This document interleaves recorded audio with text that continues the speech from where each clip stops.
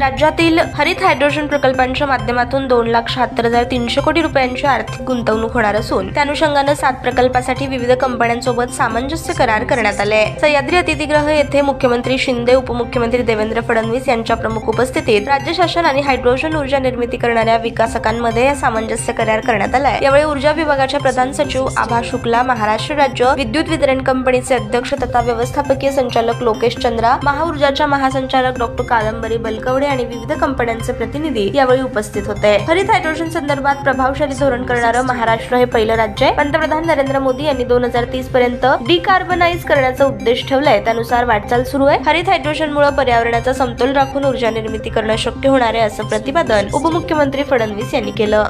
ताज्या बातम्या पाहण्यासाठी प्राईम मीडिया न्यूज चॅनलला सबस्क्राईब करा आणि बेल आयकॉन प्रेस करा.